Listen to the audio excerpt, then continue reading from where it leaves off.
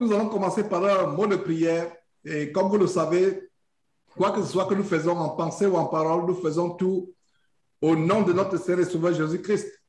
Donc, c'est une joie de commencer cette réunion. Nous allons partager la parole de Dieu. J'ai à cœur de partager avec vous le premier chapitre de Jacques. Et Jacques nous encourage à tenir ferme malgré les persécutions et pour des raisons d'ordre et de bienséance. Je vous conseille de bloquer le micro pour qu'il n'y ait pas des interférences, sauf si vous voulez prendre la parole. Donc, nous allons nous focaliser sur Jacques chapitre 1. Mais avant cela, je vais lever un mot de prière. Éternel Dieu, nous te rendons grâce. Nous te remercions pour ce jour que tu as rendu disponible. Oh Seigneur Dieu, ce n'est pas par notre propre force, par notre propre intelligence, par notre propre capacité que nous avons pu voir ce jour. Ce n'est pas par notre propre habilité que nous sommes en bonne santé. Mais si nous avons vu ce jour et nous sommes en bonne santé, c'est encore une preuve de ta grâce et de ta faveur à notre égard. Oh grand Dieu, merci infiniment pour cette réunion avec tes saints du Togo. Je te rends grâce pour tout ce que tu fais afin que l'évangile parvienne jusqu'aux extrémités de la terre. Seigneur, qui eût cru que les enfants qui sont aux deux extrémités peuvent se réunir? Ce n'est que toi qui rends possible ces choses. Seigneur Dieu, nous te rendons grâce pour la capacité que nous pouvons avoir de ta part de proclamer l'évangile jusqu'aux extrémités de la terre. Seigneur Dieu, nous te remettons cette réunion. Merci. Au nom de Jésus-Christ, nous avons prié. Amen. Tournons la Bible à Jacques chapitre 1, le chapitre que nous allons voir. Et c'est un encouragement, parce que le but de cette réunion, c'est de nous encourager. Et nous allons partager Jacques chapitre 1. À partir du verset 1, qu'est-ce que nous voyons? Jacques chapitre 1. J'espère que vous y êtes. Jacques chapitre 1. Le temps d'attendre les uns les autres. Voilà. Donc, je peux commencer. Jacques chapitre 1, verset 1, c'est le seul chapitre que nous allons voir aujourd'hui. Jacques, serviteur de Dieu et du Seigneur Jésus-Christ, aux 12 tribus qui sont dans la dispersion, salut. Le verset 2 poursuit en disant, mes frères, regardez comme un sujet de joie complète les diverses épreuves auxquelles vous pouvez être exposés. Regardez comme quoi? Comme une joie partielle, comme une joie à 50%, comme une joie à 99%. Non. Regardez comme une joie complète, les diverses épreuves auxquelles vous pouvez être exposés. Voilà un verset, comme je l'ai toujours dit, qui défie la logique humaine. La logique des hommes sur terre, c'est que on est dans une joie complète quand tout va bien, au boulot, à la maison, dans sa vie, dans sa famille, dans ses rapports avec son époux, son épouse, dans ses rapports avec les enfants. Tout va bien. On a tout ce qu'on veut. Voilà la logique humaine. Mais la logique de Dieu est différente. Dieu dit, regardez comme un sujet de joie. La joie, c'est une qualité de l'esprit. Et si vous voyez les fruits de l'esprit qui sont énumérés en Galates chapitre 5, n'y allez pas. En Galates chapitre 5, verset 19, j'ouvre une parenthèse. À partir du verset 19, on montre les œuvres de la chair, mais à l'opposé des œuvres de la chair, Galates chapitre 5, verset 22 nous montre les fruits de l'esprit. Les fruits de l'esprit, l'amour, la joie, la paix, la patience, la bonté, la bénignité, la fidélité, la douceur, la tempérance, etc. Alors, la joie, c'est une qualité de l'esprit. Notre joie n'est pas fonction de ce que tout va bien. Notre joie n'est pas fonction de ce que tout marche. Même dans la souffrance extrême, on peut expérimenter la joie. Ça, c'est le message que j'ai pour vous aujourd'hui, sur la base de Jacques chapitre 1er au verset 2. Regardez comme un sujet de joie parfaite, parfaite, complète, complètement complète. Les diverses épreuves. On peut avoir diverses épreuves.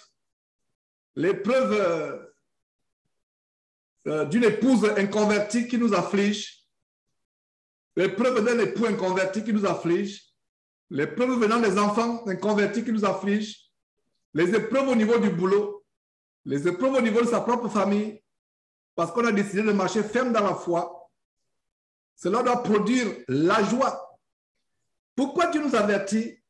Dieu nous avertit parce que beaucoup se refroidissent quand il manque de joie. Il y a une chose qui gagne beaucoup de chrétiens, de plus en plus, c'est la dépression, l'anxiété, les soucis. Nous devons avoir nos yeux fixés sur Dieu, quel que soit ce que nous traversons. Voilà ce que nous devons développer. Peu importe ce que nous traversons, peu importe ce à quoi nous sommes exposés, nous devons constamment être joyeux. Être joyeux. D'ailleurs, c'est ce que l'apôtre Dieu recommande dans 1 Thessaloniciens chapitre 5. 1 Thessaloniciens chapitre 5, au verset 16, il a dit, soyez toujours joyeux. Soyez toujours. Il a dit, soyez de temps en temps. Soyez joyeux quand tout va bien. Soyez joyeux quand on a eu un diplôme, quand on a seulement eu un travail ou une augmentation de salaire, quand on a eu une bonne récolte, quand les enfants font bien l'école, c'est ça. Il a dit, soyez toujours joyeux, quelles que soient les situations. Et c'est un caractère que nous devons développer, bien-aimés frères et sœurs. Voilà le message. Soyez toujours joyeux. La parole de Dieu nous recommande d'être joyeux. Ah, une interférence. Il y a une interférence. Donc, voilà. Bloquez vos micros, s'il vous plaît. Bloquez vos micros pour éviter les interférences. OK, je pense que c'est mieux maintenant. C'est mieux maintenant. OK. Je comprends que des fois c'est involontaire, mais efforçons-nous. Voilà. Donc, soyez toujours joyeux. La joie, c'est une qualité spirituelle que nous devons développer. La vieille nature de l'homme, la vieille nature pécheresse est telle que notre joie est fonction de ce que tout va bien, que tout marche. Même dans la maladie la plus extrême, imaginez-vous que nous sommes affligés par une maladie. Nous sommes affligés par une attaque de l'ennemi, de Satan. Même au milieu de l'affliction, nous devons continuer à expérimenter la joie. C'est la volonté de Dieu que nous manifestions cette joie, comme on vient de lire en 1 Thessaloniciens chapitre 5, verset 16. Soyez toujours comment? Joyeux. Donc, regardons comme un sujet de joie complète les diverses épreuves. Mon frère, ma soeur, ne te décourage pas dans ta marche. Ne t'afflige pas parce que tu es persécuté, parce que rien ne marche. Dieu nous avertit que ceux qui veulent vivre pieusement en Christ seront persécutés. Les persécutions peuvent prendre diverses formes. Ça peut être les persécutions venant de son époux, de son épouse, venant des enfants, venant des parents, venant des collègues au boulot, venant d'un patron. Surtout quand le diable voit que vous avez décidé de marcher ferme dans la foi, il va tout faire pour vous décourager. Il va tout faire pour vous faire retourner en arrière. Il va tout faire pour vous faire regretter votre conversion. Il va tout faire. La joie, c'est une qualité intérieure. La joie, c'est une qualité intérieure. Nous devons la développer. Voilà le message. Et généralement, quand j'ai des réunions avec les frères et sœurs, je ne prépare pas. Intérieurement, dans mon cœur, je dis, Seigneur, voilà la réunion que j'ai. Je ne sais pas quoi dire. Certainement, ces gens qui vont assister à ces réunions ont des problèmes, ont des difficultés que je ne sais pas. Donne-moi un message qui pourra les encourager. Donne-moi un message qui pourra être un baume dans leur cœur pour les encourager. Et voilà comment le message arrive. J'avais prévu faire un autre message, mais Dieu a voulu que nous ayons ce message où Dieu vous encourage à être joyeux malgré les situations que vous traversez, à être dans la joie, et la joie produit la paix. La plupart des maladies sont produites par le manque de paix. Et je vous donne un secret qui est confirmé par les médecins. Quelqu'un qui est constamment dans la paix, dans la joie, développe une immunité de telle manière que même les attaques, les virus, les infections sont confrontés à une barrière. La Bible nous dit de garder notre cœur plus que toute autre chose, car c'est de notre cœur que viennent les sources de la vie. Ça signifie quoi? Notre cœur est ce par quoi nous pouvons donner la vie, apporter la vie. La vie de l'âme est dans le sang. Le cœur, figurativement parlant, c'est la partie la plus profonde de notre intelligence. Même le cœur, au sens propre, ce muscle qui régularise ou qui régule la circulation sanguine à travers notre corps, ce cœur est tellement important, que ce soit au sens propre, que ce soit au sens figuré. Et au sens figuré, le cœur, c'est vraiment la partie la plus profonde de notre intelligence. Quand vous dites, par exemple, que vous aimez Dieu de tout votre cœur, ça veut dire qu'il n'y a aucune autre chose qui remplace Dieu dans votre cœur. C'est pour ça que quand on dit qu'on aime Dieu de tout son cœur, ce n'est pas une parole à la légère. Bien des fois, on dit qu'on aime Dieu de tout son cœur, mais dès que vient une petite persécution, une petite tribulation, on se décourage. Alors, ce message, c'est un message d'encouragement. Donc, mes frères, regardez comme un sujet de joie. Point, c'est ça? Non. Comme un sujet de joie complète. Rien, absolument rien, ne doit perturber la joie que nous avons dans notre cœur.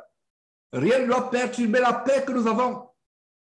Peu importe, que ce soit les ennemis de l'évangile, que ce soit les faux frères, les fausses sœurs, que ce soit venant de sa propre famille, peu importe l'origine des persécutions et des tribulations, que ce soit l'origine des épreuves, nous devons regarder comme un sujet de joie complète. Voilà ce que la parole de Dieu recommande. Prenez ce message à cœur. Prenez ce message à cœur. Ne permettez à rien de vous ébranler. Rendons grâce à Dieu pour toutes choses. Quand le malheur arrive, nous rendons grâce à Dieu. Le bonheur arrive, nous rendons grâce à Dieu. Dans la persécution, dans la souffrance, même dans le manque, même dans la misère, même dans la pauvreté, peu importe la situation qu'on traverse, rendons grâce à Dieu. Notre vie sur terre est passagère. Notre vraie vie est à venir, la vie éternelle. Dieu nous a réservé quelque chose de grand au ciel. Si vous comprenez que notre vie est à venir et que nous allons vivre éternellement dans le paradis de Dieu, dans le royaume de Dieu, rien sur cette terre ne peut vous ébranler. J'espère que nous comprenons très bien la profondeur du commandement de Dieu. Regardez comme un sujet de joie complète les diverses épreuves. Et Dieu lui-même sait les épreuves qu'on peut avoir dans la vie. Dieu lui-même, il sait les épreuves. Mais qu'est-ce que Dieu te dit? Passe le temps à pleurnicher. Passe le temps à te plaindre. Passe le temps à murmurer. Non. Regardez comme un sujet de joie parfaite, complète, totalement complet. Des épreuves arrivent Dieu te dit, regarde ça comme un sujet pour toi d'être joyeux. Regarde ça comme un sujet de rendre grâce à Dieu, de chanter les cantiques. C'est ça. Comme un sujet de joie complète. Les diverses épreuves auxquelles vous êtes exposés. Regardez ce que Dieu dit de l'épreuve au verset 3. Sachant que l'épreuve de votre foi produit la patience. L'épreuve de quoi? De votre foi. Le diable veut tout faire pour tuer notre foi, pour nous faire perdre la foi. Et une manière de perdre la foi, c'est d'amener les problèmes à vous abattre, les difficultés à vous faire perdre votre paix, votre joie, vous faire perdre votre sommeil, votre appétit. Quels que soient les problèmes que vous traversez, soyez en paix, soyez dans la joie, rendez continuellement grâce à Dieu. C'est un très grand secret. Je vous assure qu'il y a un enseignement que j'avais donné il y a quelques années. Tellement de chaînes ont été, nos chaînes ont été frappées, fermées. Je ne sais pas si cet enseignement existe quelque part, si quelqu'un peut nous retrouver cet enseignement, à savoir le sacrifice de louange.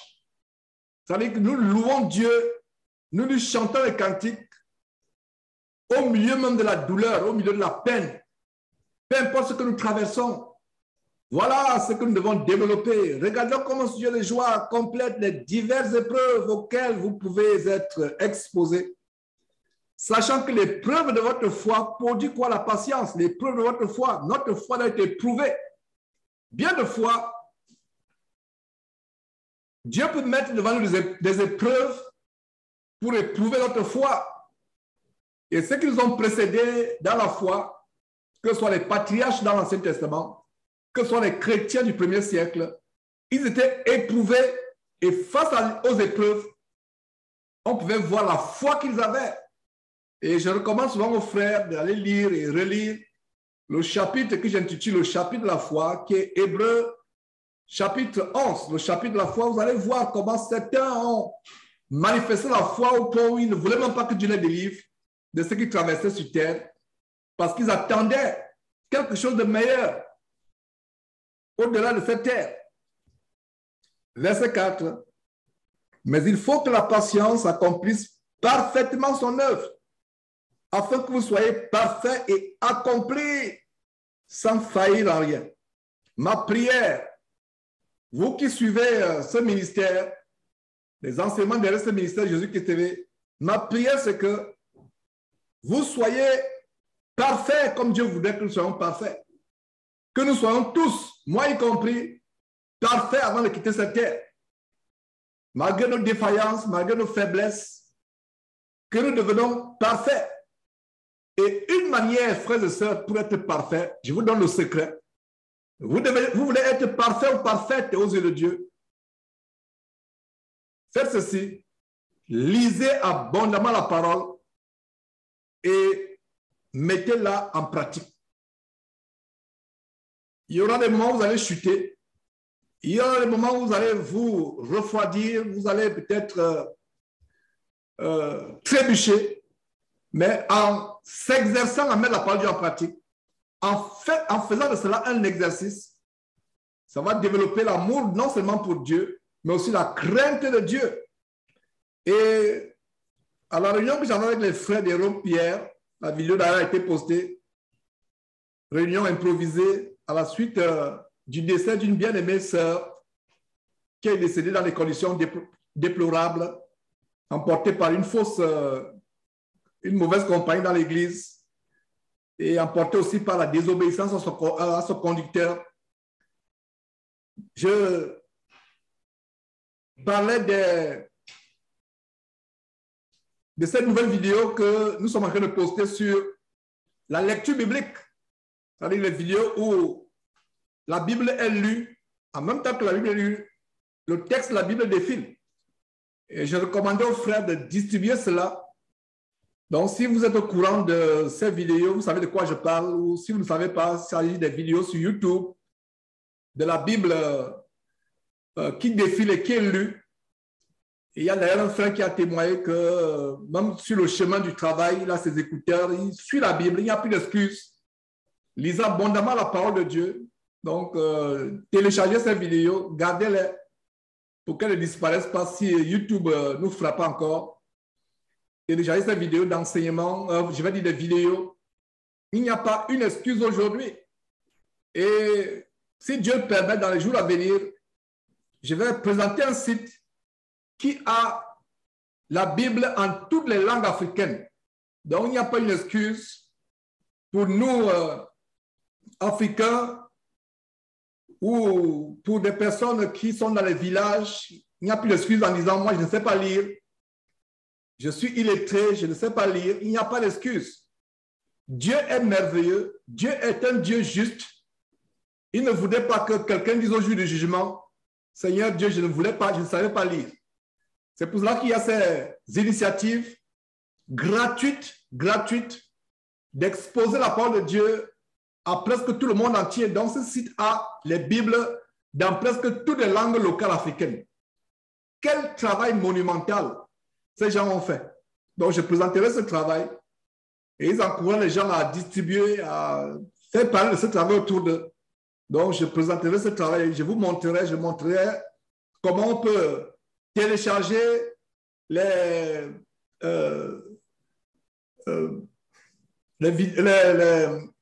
Bibles en langue locale. En langue locale. Donc, en dehors de cela, je reviens encore sur ces vidéos que nous postons ces derniers temps sur la Bible qui est lue, de manière que vous pouvez être chez vous avec les enfants, au lieu qu'ils s'occupent des futilités, ils ont au moins la Bible qu'ils peuvent lire et écouter en même temps. Voilà. Donc, c'est une parenthèse.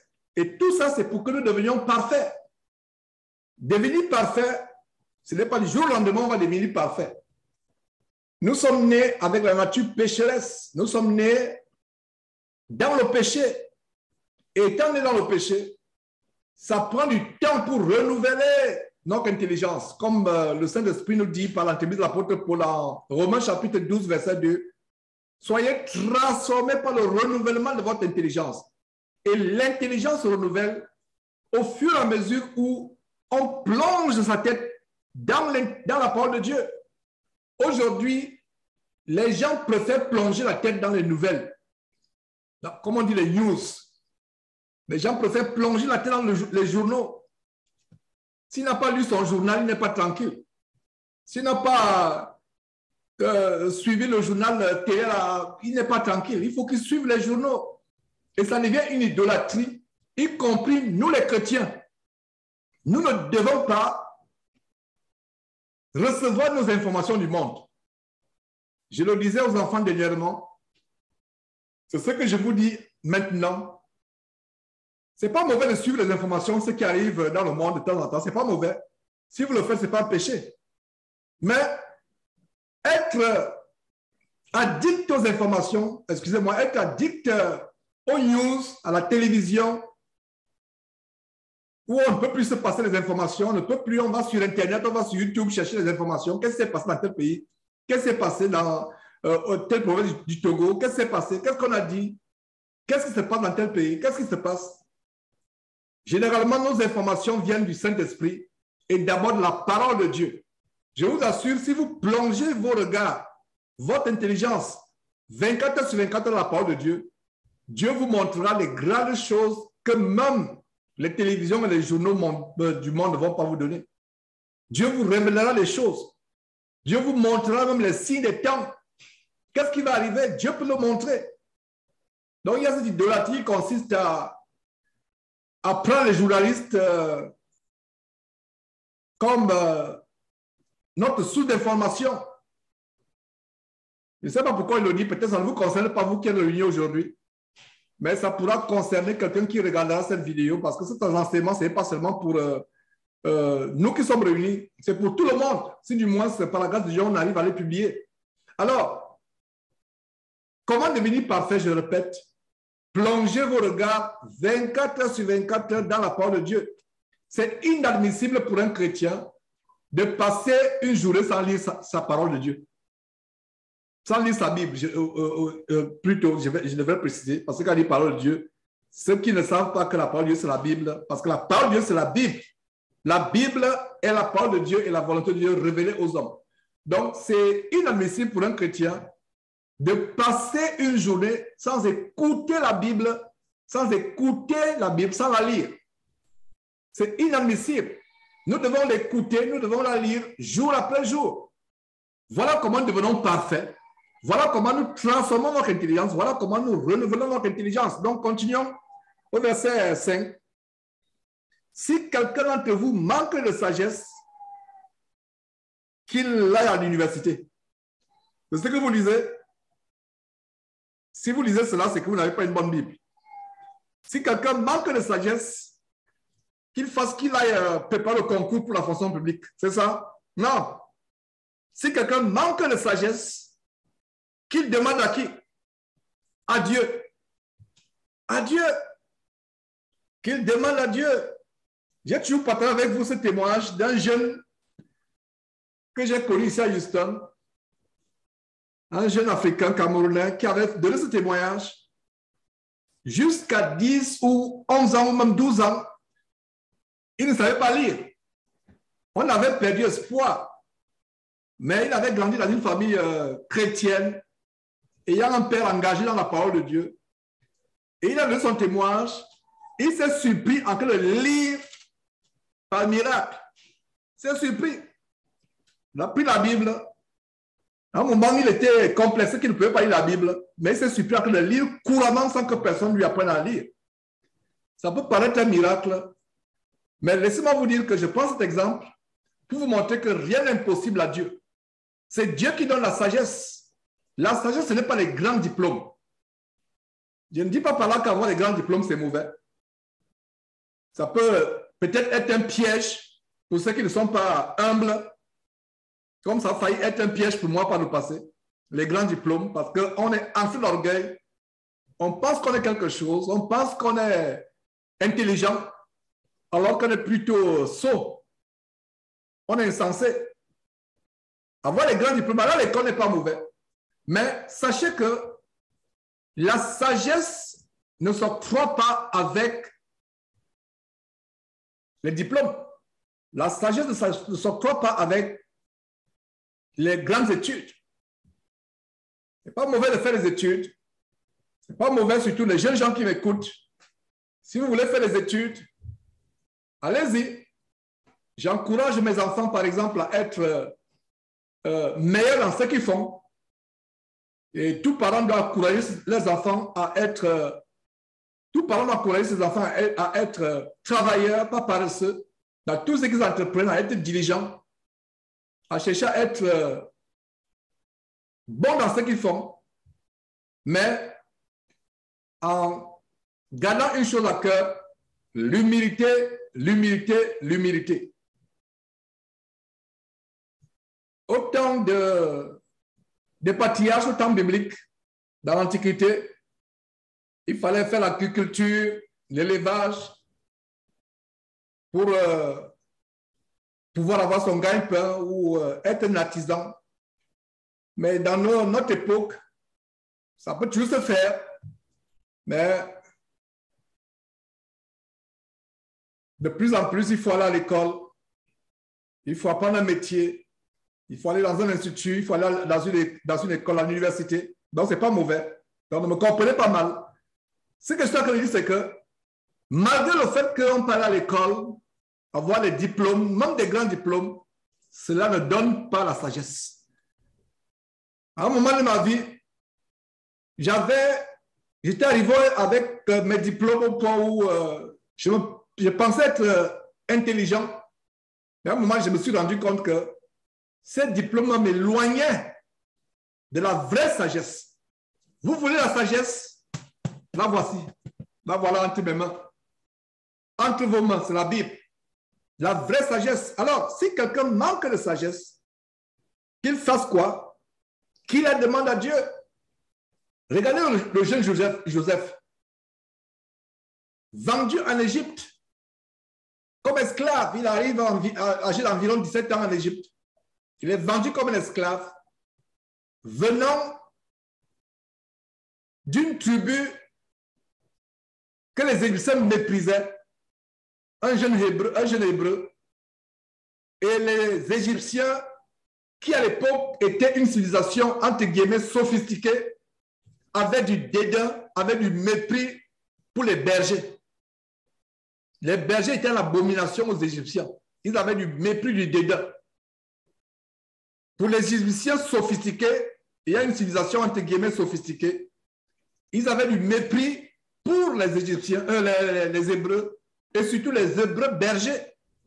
Donc voilà comment un jeune berger gardait le troupeau, inculte selon les Égyptiens, qui ne connaissait rien. C'est lui qui, par la sagesse de Dieu, va sauver toute l'Égypte de la famine et même toute la terre. Même Pharaon, tellement puissant, la puissance de ce monde, de la terre, a reconnu que Joseph avait en lui un esprit de Dieu, l'esprit de Dieu. Selon les propres paroles de Pharaon, il a reconnu qu'il avait une sagesse, que seul l'esprit de Dieu pouvait donner une sagesse. Quand il a interprété les deux songes que Pharaon a eu la même nuit, et il a dit à Pharaon ce qu'il fallait faire.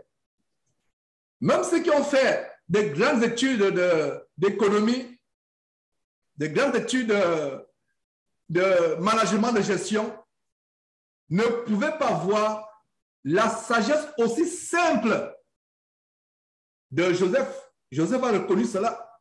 Et l'Égypte à l'époque, c'était comme on dirait aujourd'hui les États-Unis, avec les grandes académies comme MIT, Berkeley, Harvard. Et c'est un Joseph méprisable aux yeux des hommes, quelqu'un qui ne pouvait dégager que du mépris aux yeux des Égyptiens. C'est lui qui est élevé pour être le numéro 2, sinon pour ne pas dire le numéro 1 de l'Égypte. Qu'est-ce que cette histoire nous enseigne? Cette histoire nous enseigne que mon frère, ma soeur, la plus grande chose que tu dois désirer sur cette terre, la sagesse de Dieu. Alors l'école, ce n'est pas mauvais. Alors l'école, c'est bien. Avoir les diplômes, c'est bien. Mais la sagesse de Dieu, c'est ce qui est plus important et c'est ce qui est mieux. J'espère que vous comprenez. Donc, verset 5 à nouveau. Si quelqu'un d'entre vous manque la sagesse, qu'il la demande à Dieu. Demandez à Dieu. Quelle est la dernière fois que nous avons fait des prières en disant, Seigneur Dieu, donne-moi la sagesse.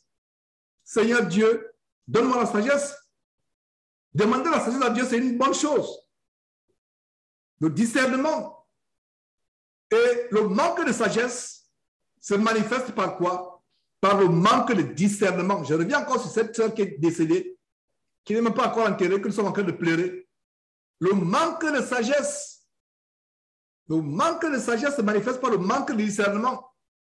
Parce que quand tu n'as pas la sagesse, tu ne peux pas discerner quand Dieu te parle. Tu ne peux pas discerner si la voie que tu suis mène à la mort ou mène à la vie. Tu manques du discernement. Donc, demandons à Dieu la sagesse. Et la sagesse se manifeste par quoi? Par le discernement. Si quelqu'un d'entre vous manque de sagesse, qu'il la demande à Dieu, qu'il donne tout simplement et sans reproche. Et elle lui sera donnée. Mais qu'il la demande comment? En doutant? Non. Avec foi. Que soit la sagesse, que soit, peu importe ce que vous demandez à Dieu, un enfant, une grossesse pour une femme stérile, un boulot pour un chômeur, une chômeuse, la réussite à l'examen pour un universitaire ou pour un écolier. Peu importe ce qu'on demande à Dieu, nous devons demander comment? Avec foi, sans douter. Avec foi. Et Dieu garantit que si tu demandes la sagesse avec Dieu, avec foi à Dieu, tu demandes la sagesse à Dieu avec foi. Et peu importe ce que tu demandes, Dieu te garantit que quoi? Il te donnera ce que tu demandes. Disons encore ce verset 5. Si quelqu'un d'entre vous manque de sagesse, qu'il la demande à Dieu, qu'il donne à tous simplement et sans reproche, et elle lui sera donnée. Ça, c'est une promesse. Soulignez cette promesse et à partir d'aujourd'hui, commencez à prendre Dieu au mot avec sa promesse. Et je dis souvent aux frères, la meilleure manière de prier, c'est de prier Dieu en lui rappelant sa parole. La prière véritable, c'est la parole sur les lèvres d'un croyant. C'est ça la prière. Et vous ne pouvez pas véritablement prier si vous ne lisez pas la Bible. C'est pour cela qu'il est primordial. Il est primordial, il est indispensable de lire abondamment la parole de Dieu. De telle manière, quand vous ouvrez la bouche devant Dieu avec foi, vos prières sont exaucées. Comment se fait-il que les prières de certains sont exaucées et celles des autres ne sont pas exaucées? Le secret de l'exaucement des prières, c'est de prier avec foi, premièrement, sans douter. Et il y a la ferme assurance que ce que Dieu vous a promis, il va vous le donner. Vous ne doutez même pas un seul instant. Et c'est ça qui produit la joie que nous avons vu au verset en haut. C'est ça qui produit la joie. Quand vous ingurgitez, vous mangez un verset biblique, vous le mettez dans votre cœur, vous le ruminez à longueur de journée, vous priez Dieu. Vous dites, Dieu, tu as dit que si je demande quelque chose, je l'aurai. Ça produit quoi? La joie quand tu attends. Tu peux attendre un mois, un an, même 10 ans, tout le temps que tu attends la chose, tu es dans la joie. Tu es dans la joie. La Bible nous montre comment Abraham n'a pas faibli dans la foi au sujet de la promesse d'avoir un héritier, malgré le fait qu'il était avancé en âge, malgré le fait que sa femme était stérile. Il n'a pas fléchi dans la foi, rendant grâce à Dieu, ayant la ferme assurance que ce que Dieu promet, il accomplit aussi. Nombre 23, 19 dit, Dieu n'est point un homme pour mentir, le fils d'un homme pour se repentir. Ce qu'il a dit, ne le fera-t-il pas? Ce qu'il a déclaré, ne l'exécutera-t-il pas? Donc, mon frère, ma soeur, sois fortifié par ces paroles. Si tu as manqué de foi par le passé, demande pardon à Dieu et retrouve ta foi. Le manque de foi est un grand péché aux yeux de Dieu. Les gens pensent seulement que les grands péchés, c'est le vol, le mensonge, l'adultère, la fraude. Ce sont les grands péchés.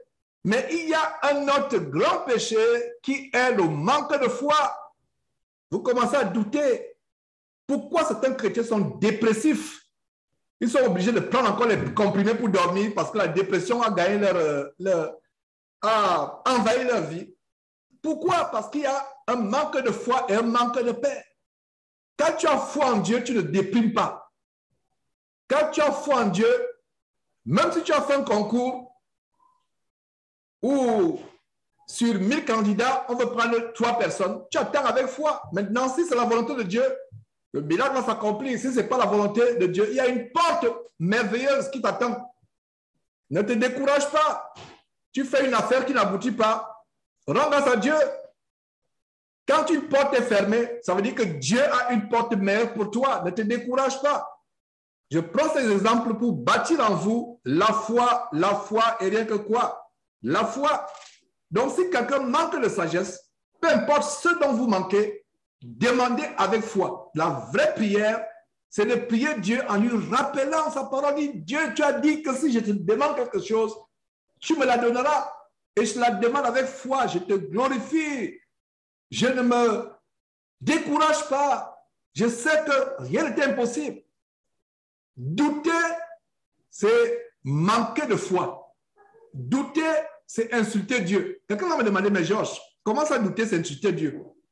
Douter, c'est insulter Dieu. Pourquoi? Quand tu doutes, imaginez-vous que le président de ce merveilleux pays qui est le Togo vous appelle à la présidence. Il vous dit, le terrain du village, ou alors cette portion de terre que tu cherchais depuis longtemps, pour commencer par l'agriculture, le président du Togo te dit, il te donnera cela. À supposer que devant ses grands, ses ministres, ses conseillers, tu commences à douter, tu commences à dire, Monsieur le Président, est-ce que c'est vraiment sûr? Est-ce que vous avez vraiment le pouvoir de me le donner? Vous l'avez ridiculisé. Et ça, c'est un homme. Qu'en est-il de Dieu? Si vous mettez la parole du président de la République togolaise qui vous promet quelque chose, vous la mettez en doute et publiquement, c'est un crime de lèse-majesté. En d'autres termes, un terme plus simple, vous avez offensé sa personne. Et non seulement sa personne, vous avez offensé la fonction qu'il occupe.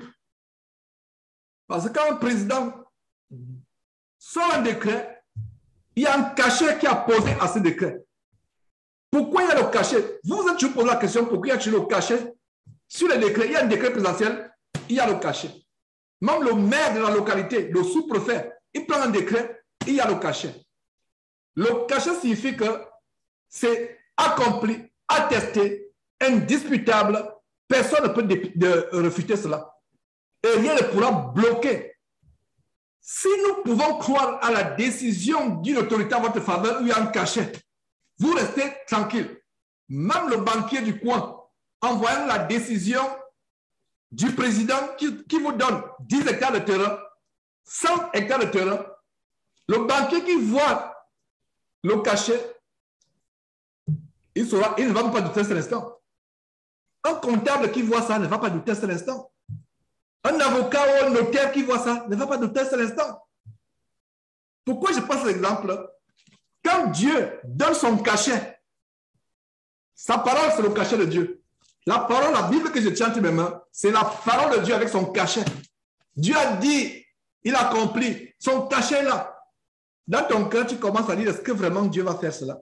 Est-ce que j'aurai un enfant, cet enfant que je cherche? Est-ce que mon enfant qui est malade va vraiment guérir? Est-ce que vraiment cette histoire-là, je vais... Est-ce que... De même que... Imaginez, si vous pouvez offusquer un homme, comme j'ai pris l'exemple du chef de l'État du Togo, qu'en est-il de l'autorité suprême Dieu? C'est pour ça que le doute, mes frères et sœurs, est mauvais. Repentons-nous du doute. Il est dit en Hébreux chapitre 11, notez cela en passant, Hébreux chapitre 11 au verset 1, sans la foi, il est impossible d'être agréable à Dieu. Est-ce que vous savez que beaucoup de frères et sœurs perdent la faveur de Dieu à cause du doute? Le doute nous amène à mentir. Le doute nous amène à faire les choses. On doute, on a peur. On n'attend pas la délivrance de Dieu. On veut faire par nos propres forces. Et voilà comment on prend les voies de mensonge, de fraude, des voies détournées. Comme je disais à les parents, à l'époque, il y a des années, un de mes petits frères, je ne donne pas son nom, il m'en voudrait. Il m'appelle, il dit qu'il faut que la famille contribue pour payer la réussite au concours. Je me suis enflammé. Ils me connaissent. Ils ont regretté pourquoi ils m'ont dit cela. Il faut qu'on paye. Je leur ai d'abord dit que c'est la corruption. Vous ne pouvez pas payer, vous ne devez pas. Et vous m'appelez pour que je contribue, pour aller corrompre quelqu'un, pour que le nom de mon petit frère sorte sur la liste des candidats. Ils me disent, toi tu es aux États-Unis, tu ne connais pas les réalités ici. J'ai dit, réalité, il y a la corruption. Qui peut me dire en langue togolaise comment on dit en Togo corruption? Qui peut me dire? La personne qui me dit lève la main, je vais débloquer. Qui peut me dire en langue togolaise comment on dit corruption? En anglais, c'est corruption. En français, c'est corruption. En langue togolaise, c'est quoi? En langue camerounaise, ça n'existe pas. Je leur ai dit que la corruption n'est pas dans les langues africaines. Voilà. Le frère dit non. La corruption, ça n'existe pas en langue africaine. Au Cameroun, ça n'existe pas corruption. Donc voilà comment j'ai fermé la bouche à ma famille pour dire que la corruption vient d'où? C'est aux États-Unis, corruption. En France, corruption. En Espagne, corruption. Je ne sais pas si j'ai bien parlé en espagnol ou je ne sais pas quoi. Donc voilà, mes frères et sœurs, ils me disent que non, toi tu ne connais pas les réalités d'ici, tu ne peux rien faire, tu ne peux pas t'en sortir, tu ne peux pas. Voilà comment nous les chrétiens nous réagissons. Pas commencer à réfléchir, tu vois, c'est difficile, c'est dur. C'est vraiment difficile. Tu ne peux pas faire les affaires ici parce que tu vois, il faut toujours soudoyer la douane. Si tu ne le fais pas, tu ne vas rien faire. J'ai dit non. J'ai dit non, non, non, non, non, ça ne se fera pas et ça ne s'est pas fait. Et finalement, si je me rappelle très bien, si mes souvenirs sont bons, sauf si je me trompe, ils sont entêtés, ils sont cassés la figure. Et finalement, ils se sont rendus compte que j'avais raison. Voilà, la corruption. Pourquoi j'ai pris cet exemple en fait? C'est pour dire que attendons le temps de Dieu pour la délivrance. Attendons le temps de Dieu pour l'exaucement et la prière. Ne nous précipitons pas. Attendons le temps de Dieu. Attendons le temps de Dieu. Ça peut mettre le temps que ça peut mettre. En fait, même cette terre, même si tu attends jusqu'à la fin de tes jours, regardez Moïse, qui était destiné à être Pharaon, parce que la fille de Pharaon ne pouvait pas succéder à Pharaon. Donc, c'est Moïse en tant que le fils de la fille de Pharaon, le fils aîné de la fille de Pharaon. Les femmes à l'époque ne pouvaient pas devenir des pharaons. Donc, c'est Moïse qui était destiné à devenir pharaon sur toute l'Égypte. Moïse a craché sur la royauté en Égypte. Moïse l'a regardé comme de la boue parce qu'il avait les yeux fixés sur quoi? Sur la rémunération. C'est exactement ce qui est dit dans le chapitre de la foi que je vous recommande de lire encore et encore, le chapitre 11. Le verset premier duquel il est dit, le verset premier de Hébreux chapitre 11 qui dit, sans la foi, plutôt le verset 6, pardon. Si vous avez dit le verset 1, non, ce n'est pas le verset 1, c'est le verset 6 plutôt. Le verset 1 d'Hébreux chapitre 11 décrit plutôt la foi, décrit la foi en disant que la foi, c'est une ferme assurance des choses pour lesquelles on prie. Même si on ne les voit pas, l'espérance que ces choses pour lesquelles on prie nous appartiennent et que Dieu va nous les donner, même si on ne voit pas encore cela, on a la foi qu'il nous la donnera, on ne doute pas. Voilà ce qui produit la puissance. On ne se décourage pas. Et même si nous ne l'avons pas, nous rendons grâce à Dieu, nous disons, Dieu, ce n'était pas ta volonté, tu as quelque chose d'autre. Est-ce que vous comprenez, frères et sœurs du Togo? Voilà comment le chrétien doit vivre au jour le jour. Voilà comment le chrétien doit vivre. Alors, verset 5 à nouveau, et justement le verset 6 maintenant de Hébreux chapitre 11, parle maintenant de comment on est désagréable à Dieu si on n'a pas la foi. Comment on ne peut pas voir la grâce de Dieu, la faveur de Dieu si on manque de foi. Si on manque de foi. Nous avons une interférence, ok. Alors, au verset 5, si quelqu'un d'entre vous manque de sagesse, qu'il la demande à Dieu, qui donne à tous simplement et sans reproche, et elle lui sera donnée. Verset 6, mais qu'il la demande avec foi, sans douter. Car celui qui doute est semblable au flot de la mer, agité par le vent et poussé de côté et d'autre. Qu'un tel homme ne s'imagine pas qu'il recevra quelque chose du Seigneur.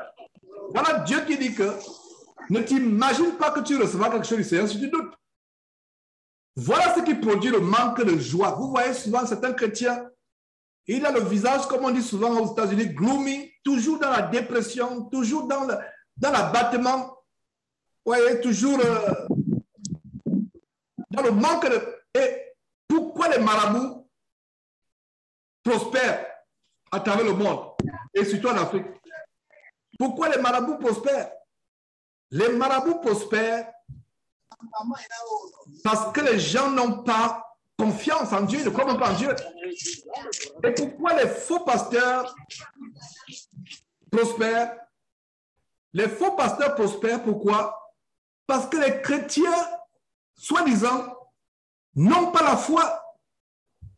C'est pour ça qu'ils sont prêts à payer, donner l'argent pour avoir les faux miracles, donner l'argent pour avoir les fausses guérisons, donner l'argent pour avoir les faux exaucements aux prières. Voilà pourquoi les chrétiens ne prospèrent pas. Nous, chrétiens véritables, apprenons à mettre notre foi, notre confiance en Dieu sans douter. Parce que si vous doutez, ne vous trompez pas, Dieu ne va pas vous exaucer. Et le doute, la peur, l'inquiétude, le manque de foi étant quelque chose de grave, repentons de notre manque de foi. Quelle est la dernière fois où on s'est repenti? Quelle est la dernière fois où on a dit, Seigneur Dieu, je te demande pardon parce que j'ai manqué de foi? Commençons à nous repentir par rapport à ça. Verset 7, un tel homme ne s'imagine pas qu'il recevra quelque chose du Seigneur. C'est un homme irrésolu, inconstant dans toutes ses voies. Verset 3, plutôt verset 9, que le frère de condition humble se glorifie de son élévation. Donc si dans l'église, tu es une condition humble, ne pense pas que tu es moindre. Tu peux avoir une condition humble sur terre, mais aux yeux de Dieu, tu es tellement grand. Aux yeux de Dieu, tu es grand. Tu peux être d'une condition humble, Comme l'apôtre Paul disait, nous les chrétiens, nous sommes les balayeurs de la terre. On nous tient comme les moins que rien. Il y a des gens qui vont dire que sur tout ce qui est sur terre, c'est tout ce que vous avez choisi, votre Bible, votre Jésus. Voilà ce que les gens du monde disent. Ils nous méprisent. Ils pensent que nous sommes des balayeurs de la terre. Il y a des fois, quand je vais quelque part, je commence à parler de Dieu, tu peux sentir le dédain, le mépris.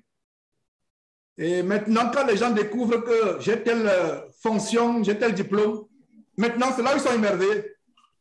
Et c'est ce qui est merveilleux. Les gens du monde sont émerveillés quand tu leur dis que je suis ceci, je suis cela. Mais quand tu viens avec la Bible, tu commences à dire, repends-toi à Jésus, t'aimes, ils sont prêts à cracher. Et c'est ça le monde. Pour qu'on te respecte, on va te poser qu'est-ce que tu fais dans la vie. Tu es allé dans quelle université? Et c'est là où le monde va commencer à s'intéresser. Et si tu commences à prêcher la parole de Dieu, on pense que tu es un débile. Ça ne va pas dans la tête. Donc, frère, Dieu t'encourage ici. Tu peux dans une assemblée. Tu peux même dans ton quartier au milieu des incroyants. Même si tu n'as aucun diplôme, même si tu n'as rien accompli dans la vie, même si tu es méprisable aux yeux des hommes, ce verset te donne l'assurance qu'aux yeux de Dieu, tu es élevé.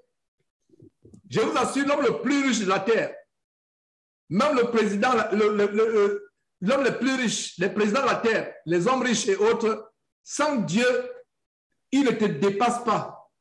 Toi qui n'as même pas le diplôme, toi qui as des problèmes à jouer les deux bouts, toi qui as des problèmes à manger, les grands de la terre, sans Jésus-Christ, ne sont rien comparé à toi. Nous, chrétiens, du moins ce qui persévèrent dans la foi, aux yeux de Dieu, nous sommes élevés. Voilà une grande révélation qui console. Parce qu'il y a un problème, pourquoi je dois insister là-dessus? Il y a un problème d'amour propre qui gagne beaucoup de chrétiens, qui se découragent, un problème d'amour propre. Ils pensent que voilà, ils sont minables, ils sont rien. C'est vrai. On peut être minable aux yeux du monde. C'est vrai. Mais aux yeux de Dieu, on est élevé. C'est pour ça que ce verset dit que le frère de condition humble se glorifie de son élévation. Condition humble, c'est que on ne te connaît pas, tu n'as aucun diplôme, ton boulot est un boulot que beaucoup méprisent, mais la parole de Dieu dit quoi? Glorifie-toi de ton élévation. Ça veut dire que le nom de chrétien que nous portons, c'est un nom qui nous amène à être élevés aux yeux de Dieu. Dieu ne nous voit pas comme le monde nous voit. Sois consolé, ma soeur, par ces paroles que je t'apporte. Et retrouve ton estime. Beaucoup de chrétiens manquent l'estime de soi. Ils ne s'estiment pas. Oh, je ne suis rien au quartier. Je suis minable au quartier. On se moque de moi. Ne considère pas ce que les gens pensent de toi. Considère ce que Dieu pense de toi. Ne considère pas les moqueries. Considère ce que Dieu pense de toi. Et même ceux qui te moquent là, prie pour eux, pour qu'ils connaissent, qu'ils comprennent que le plus grand trésor de la terre, c'est le ciel. Est-ce que vous savez, mes frères et sœurs, qu'il y a des croyants qui ont commencé à marcher dans la foi, mais à cause des moqueries, des railleries de la famille, des gens du quartier, ils sont retournés dans le mensonge, dans le faux, pour pouvoir montrer à leurs parents qu'ils sont quelque chose. Voilà. Que Dieu nous donne la foi, que Dieu nous augmente la foi, que Dieu nous fasse comprendre que la position de chrétien est plus grande que toute autre position sur terre. Donc que le frère de condition humble se glorifie de son élévation. Sois béni, frère, sœur, et retrouve ton estime. Tu n'es pas méprisable aux yeux de Dieu. Tu peux l'être aux yeux des hommes. Ce n'est pas un problème. Et moi, votre frère Georges, je suis arrivé au point où je ne me soucie pas de ce que les gens pensent de moi. Il est ceci, il est cela, il est radical, il est méchant, il est mauvais, il est dur. Peu importe, je ne me soucie pas. Je me préoccupe de ce que Dieu pense de moi. Et chers frères qui m'écoutent, chers frères, à partir d'aujourd'hui, préoccupe-toi de ce que Dieu pense de toi. Les gens te méprisent dans le quartier. Dans ta famille, les gens te méprisent. Ce n'est pas un problème. Prie pour eux. Ne les méprise pas en retour. Ne te querelle pas, ne te bagarre pas. Prie pour eux, mais réjouis-toi de ce que, aux yeux de Dieu, tu es élevé. Quel beau verset. Si ce verset te bénit, dis Amen dans ton cœur et rends grâce à Dieu de ce que tu es élevé aux yeux de Dieu. Voilà. Que le verset 9, que le frère de condition humble se glorifie de son élévation. Que le riche au contraire fasse quoi? Que le riche au contraire fasse quoi? Qu'il se glorifie de son humiliation. Ça, c'est maintenant les frères en Christ qui sont riches ou qui pensent qu'ils sont riches. S'ils ont eu les biens de ce monde, il peut arriver qu'avant d'être dans le Seigneur, tu avais des biens, tu avais tes diplômes qui te permettaient d'avoir des grands biens, etc. Et tu deviens chrétien. Tu dois apprendre à te rabaisser. Tu dois apprendre à être humble. Si tu es dans une assemblée, ce n'est pas parce qu'il y a des frères qui sont pauvres et que toi tu es riche que tu dois penser que ta parole est la parole que tout le monde doit respecter parce que tu es riche. C'est toi qui dois la manger à tout le monde. Non. Sois humble. Le pauvre parmi nous se glorifie de ce qu'il est élevé en Jésus-Christ. Et le riche parmi nous se glorifie de ce qu'il devient humble plus que les minables selon le monde. Voilà la sagesse de Dieu. Et ce que j'enseigne là, ce n'est pas la sagesse du monde. En Afrique, là où les deuils de plus en plus deviennent comme les mariages, allez à un deuil. Vous reconnaissez les hommes grands par rapport à là où ils sont assis. Les hommes grands ont des sièges à part. Les hommes petits, vous voyez, par leur siège, vous savez qu'ils sont petits. Et malheureusement, dans ces fausses églises, dans les églises bâtiments, et c'est là que vous comprenez que c'est une fausse église, parce qu'une vraie église, la place, la meilleure place, le meilleur fauteuil rembourré, c'est le fauteuil qu'on va donner à cette pauvre femme veuve, à cette petite orphelin, dans la vraie église de Dieu. Or, dans les fausses églises aujourd'hui, au fond, c'est les pauvres qui sont assis sur les bancs en fer ou en bois ou en papier, en briques. Après 30 minutes, les fesses commencent à faire mal comme si tu as reçu un coup de bâton. Et les riches sont assis où? Les riches sont assis devant, rembourrés, même le ventilateur. Si la salle n'est pas climatisée, le ventilateur est tourné de certaines personnes. Et voilà comment la logique du monde est reprise dans l'église de Dieu. Et c'est la preuve que ce n'est pas l'église de Dieu. La vraie église de Dieu, c'est quoi? Le pauvre, nous élevons celui qui est pauvre. Et ceux qui sont riches se rabaissent eux-mêmes. Ça, c'est la vraie église. Oh, ces églises n'existent plus. Ma prière, c'est qu'au Togo, il y a ce genre d'église. Et priez, joignez-moi à ma prière, joignez-vous à ma prière, bien aimé frère du Togo, pour que cela soit réalisé. À savoir que dans une vraie église, les pauvres sont élevés par les frères, mis devant par les frères, élevés, et les riches eux-mêmes se rabaissent. Ce n'est pas les autres qui les rabaissent. Les riches eux-mêmes se rabaissent. Et ceux qui sont pauvres sont élevés par l'Église. Voilà la sagesse de Dieu. J'espère que vous comprenez cela, bien-aimés frères du Togo. Verset 9 à nouveau. Que le frère de condition humble ou pauvre se glorifie de son élévation, de ce que Dieu l'élève. Verset 10, que le riche au contraire se glorifie de son humiliation. Se glorifie de son humiliation, pourquoi? Car il passera comme la fleur de l'herbe. Verset 11, le soleil s'est levé avec sa chaleur ardente. Il a desséché l'herbe, sa fleur est tombée et la beauté de son aspect a disparu. Ainsi, le riche se flétrira dans ses entreprises. Il va se flétrir. Voilà. On a vu dans ce chapitre 1er, au verset 2, comment Dieu nous demande de regarder comme un sujet de joie complète, totale, à 100%, la joie complète, les épreuves que nous traversons. Et le verset 12 dit ceci: heureux l'homme qui supporte patiemment la tentation, car après avoir été éprouvé, il recevra la couronne de vie. La couronne de vie que Dieu a promise à ceux qui l'aiment. Verset 13, que personne, lorsqu'il est tenté, ne dise, c'est Dieu qui me tente, car Dieu ne peut être tenté par le mal et ne tente lui-même personne. Mais chacun est tenté quand il est attiré et amorcé par sa propre convoitise. Puis la convoitise, lorsqu'elle a conçu, enfant le péché, et le péché étant consommé, produit la mort. Le péché étant consommé, produit la mort. Allez suivre encore l'enseignement que j'ai fait avec les frères et sœurs d'Europe hier. Vous allez comprendre, on a eu 2 morts de près de loin de nous. Ici à Houston et en Côte d'Ivoire.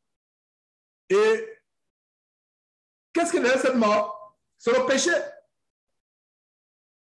Mais j'ai pas le courage de le dire.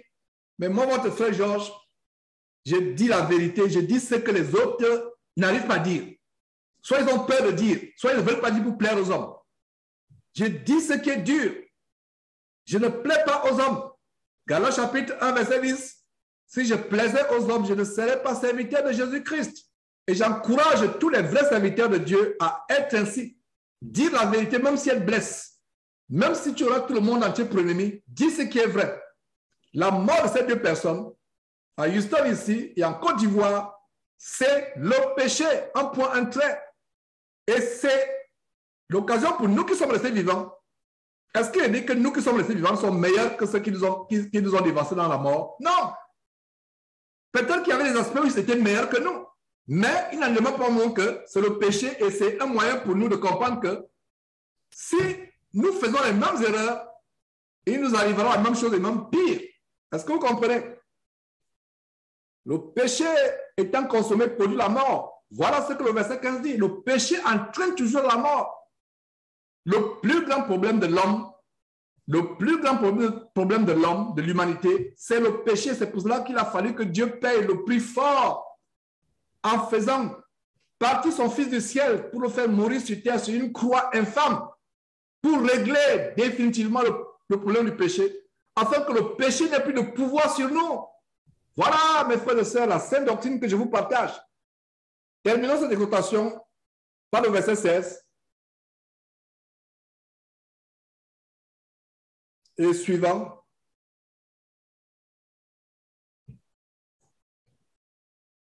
Verset 15. 16, pardon, ne vous trompez pas. Mes frères bien-aimés, toute grâce excellente et tout don parfait descend d'en haut, du Père de lumière chez lequel il n'y a ni changement ni ordre de variation. La grâce, vous voulez la grâce? Elle vient de Dieu. Il nous a engendrés selon sa volonté par la parole de vérité. Verset 18 à nouveau, il nous a engendrés selon sa volonté par la parole de vérité, afin que nous soyons en quelque sorte les prémices de ces créatures. Sachez-le, mes frères bien-aimés, ainsi que tout homme soit prompt à écouter, lent à parler, lent à se mettre en colère, car la colère de l'homme n'accomplit pas la justice de Dieu. Verset 21, c'est pourquoi, rejetant toute souillure et tout effet de malice, la malice, voilà l'une des raisons pour laquelle notre sœur Mesmine est décédée.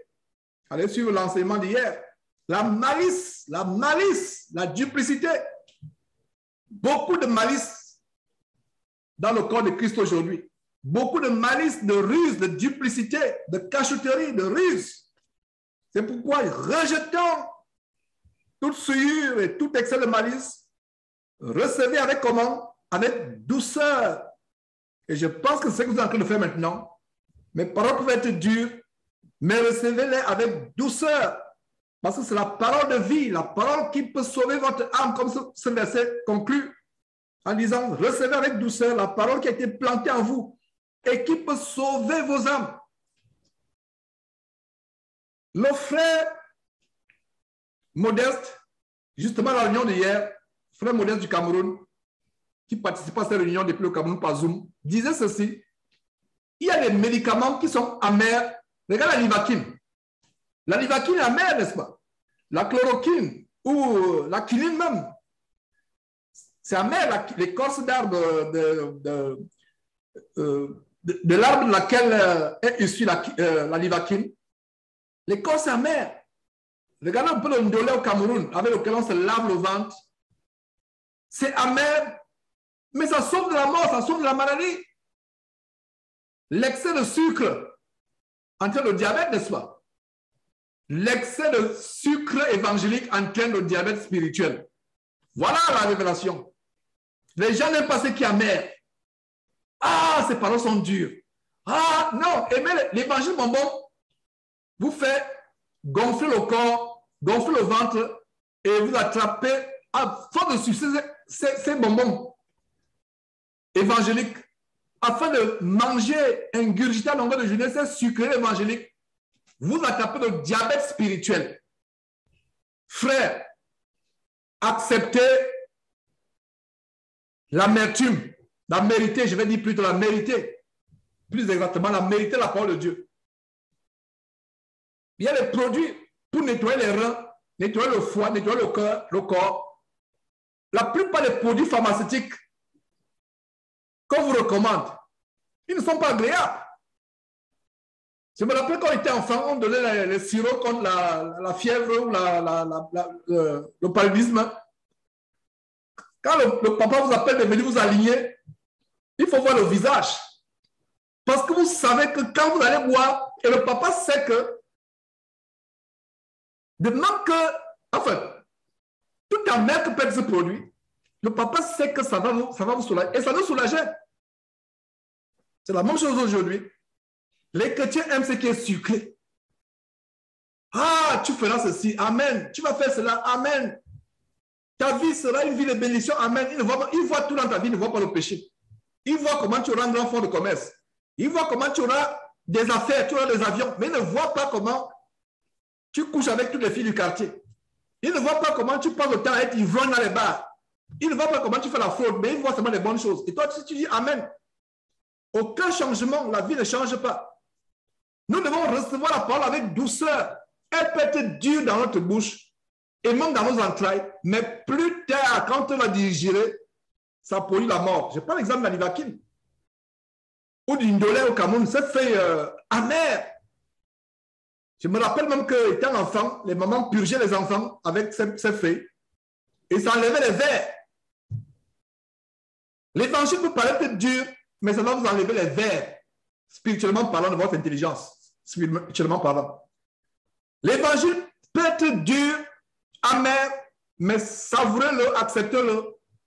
Ça va vous éloigner, éviter du diabète spirituel. Chrétien, si vous aimez le sucre, l'évangile sucré, vous aurez le diabète spirituel. Et le diabète entraînant la mort. J'espère que vous avez compris. Mes frères et sœurs, c'est pourquoi, verset 21, rejetant toute souillure et tout excès de malice, rejetez avec douceur la parole qui a été plantée en vous et qui peut faire quoi? Sauver vos âmes. Beaucoup de chrétiens sont morts dans le péché. Et ils seront éternellement en enfer parce qu'ils ont rejeté cette parole. Dans toute sa dureté. Verset 22. Mettez la parole de Dieu en pratique. Et c'est ce que je vous recommandais au début de cet enseignement. Mettez la parole de Dieu en pratique et ne vous bornez pas à l'écouter. Ah, Georges a bien enseigné. Ah, l'enseignement là été. Ah, l'enseignement là. Non. Ce n'est pas ce qui me préoccupe. Si j'ai bien enseigné ou pas. Non. Ce qui me préoccupe, est-ce que tu mets en application ce que tu as reçu comme enseignement? Tu viens l'écouter. Est-ce que tu mets en pratique? Est-ce que ta vie a changé? Demain, c'est lundi. Est-ce que tu vas commencer lundi avec de nouvelles résolutions? Après avoir écouté cette parole, en renonçant aux mensonges, à la fraude, en renonçant aux choses impures que tu regardes sur Internet, sur YouTube, sur WhatsApp, en renonçant aux blagues, aux plaisanteries qui défilent à longueur de journée sur Internet, sur WhatsApp. Est-ce que tu vas commencer une nouvelle journée? Est-ce que tu vas commencer une nouvelle semaine à partir de demain en étant soumise à ton mari, en lui obéissant en toutes choses? Est-ce que tu vas commencer une nouvelle journée demain en cessant de martyriser ton épouse, en cessant de la frapper ou de l'insulter ou de la tromper avec les copines à gauche, à droite, au travail ou au quartier? Est-ce que tu vas cesser? Voilà! Ne vous bornez pas à écouter la parole de Dieu. Mettez-la en pratique. Mettons-la en pratique. C'est ça qui est important. Ce n'est pas que la parole de Dieu entre une oreille, ça sort de l'autre. Aucun changement. aucune évolution. Même nous les parents. Imaginez que vous avez un enfant, vous lui donnez la bonne nourriture, je ne sais pas quelle est la bonne nourriture du Togo, qu'on n'est pas à côté de moi. Elle a été au Togo, je ne sais pas, 1 ou 2 fois. Elle connaît les plats togolais. Vous lui donnez la bonne nourriture du Togo, mais l'enfant ne grandit pas.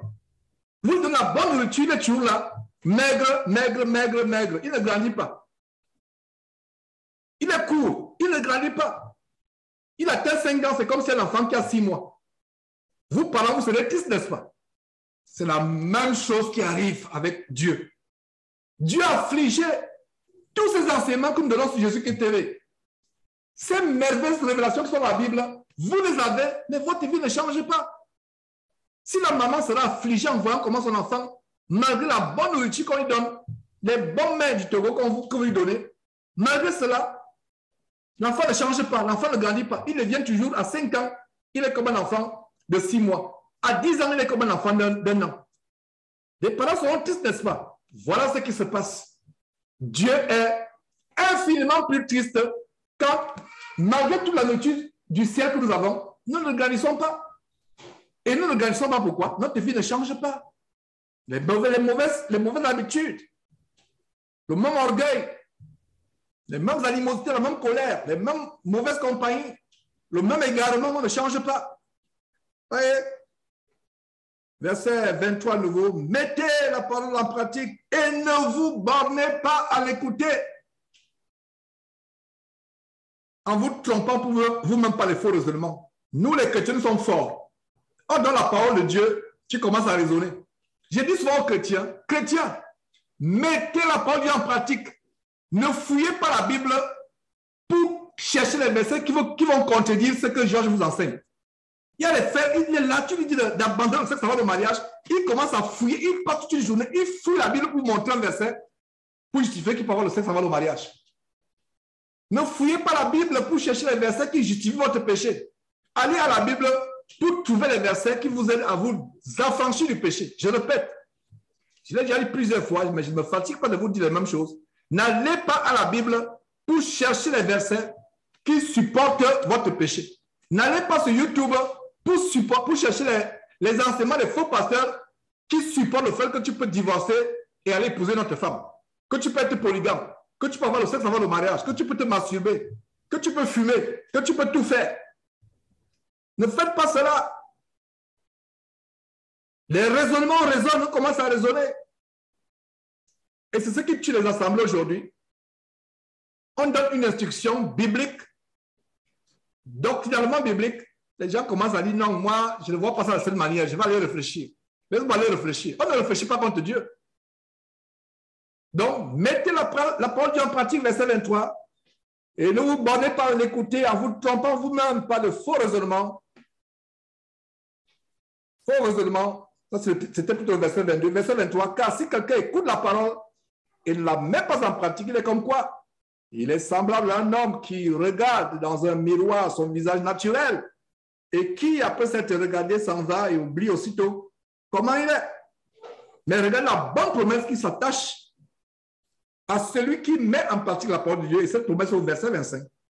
Mais celui qui aura plongé, regardez l'image, plongé les regards, plongé. Celui qui aura plongé les regards dans la loi parfaite, la loi de la liberté, et qui aura persévéré, n'étant pas un lutteur oublieux, mais se mettant à l'œuvre, celui-là sera heureux dans son activité. Donc là, tout ce que tu entreprends, que ce soit dans ta famille, que ce soit dans ton travail, dans tes études, Dieu te promet que si tu plonges ton regard dans la loi parfaite, la loi qui t'affranchit du péché, tu persévères, tu n'oublies pas cette parole, tu la mets en pratique, Dieu va t'assister dans ce que tu entreprends. Il ne va pas t'abandonner. Que Dieu vous bénisse au nom de Jésus-Christ. Prions. Éternel, c'est toi qui as voulu que nous partagions cet enseignement. Il peut être dur, Seigneur Dieu, mais donne-nous de la trouver douce. Donne-nous de la recevoir avec douceur. Donne-nous de recevoir, de savourer avec douceur, même ce qui est amer. Seigneur Dieu, éloigne-nous de l'évangile sucré. Éloigne-nous de tout ce qui plaît à nos oreilles, à notre chair. Donne-nous d'être libérés, délivrés du péché, Seigneur, et toutes sortes de convoitises. Seigneur, merci pour ces enfants, les enfants en Jésus-Christ qui ont suivi cet enseignement, Seigneur Dieu. Merci pour tous ceux qui pourront le suivre par ta grâce plus tard. Seigneur, donne-nous d'être transformés, d'arriver à la perfection dont tu nous parles dans ce chapitre 1 de Jacques. C'est au nom de Jésus-Christ que nous avons prié. Amen.